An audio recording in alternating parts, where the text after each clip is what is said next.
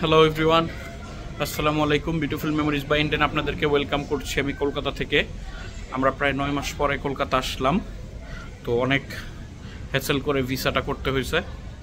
So আমরা কলকাতা পর্যন্ত কিভাবে আসলাম, আমরা ইন্ডিগোর ফ্লাইটে আসছি। আসলে ওই রকম দেখানোর কিছু ছিল না, ওরা কোনো ফুড দেয় নাই। সো আমরা জাস্ট আসছি, বাট ওদের এয়ারক্রাফটের quality, seat, take off landing আমার কাছে খুব ভালো মনে হয়েছে। কেন ওদেরকে 10টা এয়ারলাইন্সের মধ্যে রাখছে আমার জানি না, বাট আমার কাছে খুব ভালোই মনে হয়েছে। সো আমরা এখন আবার যাব দিল্লি। তো এখন পর্যন্ত আসার জার্নিটা আগে দেখাই, তারপর ঢাকা থেকে দিল্লিটা দেখাবো।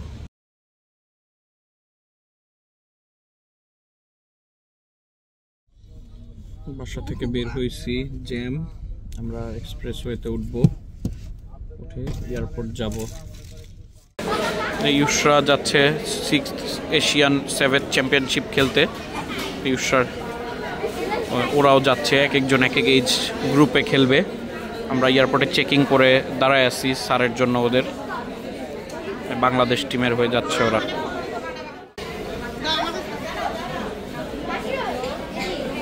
আমাদের বাংলাদেশের প্রতিনিধিরা।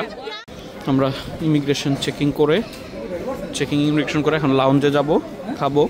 ইউসার টিম এখনও বাইরে, আমরা চলে আসছি ভিতরে, ওয়েট করি নাই ওদের জন্য। ওরা পরে ঢুকবে। এই যে আমরা ডিউটি ফ্রি সবগুলো আছে এখানে। আমরা লাউঞ্জে যেয়ে খেয়ে তারপরে আবার ফ্লাইটটা দেখাবো।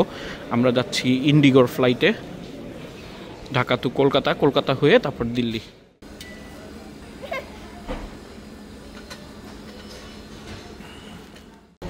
সব বাংলাদেশের প্লেয়াররা।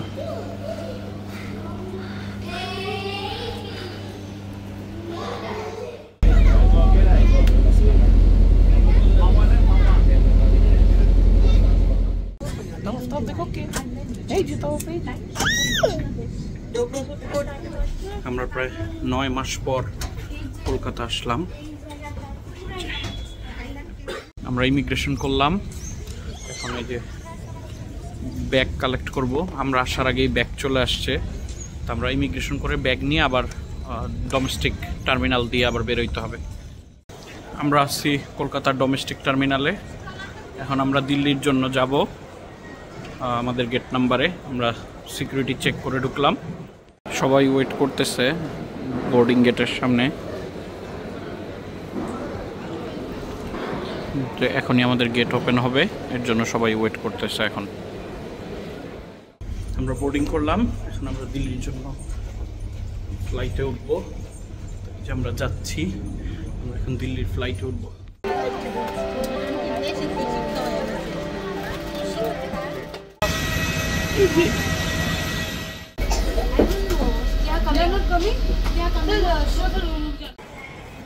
আমরা দিল্লি চলে আসছি।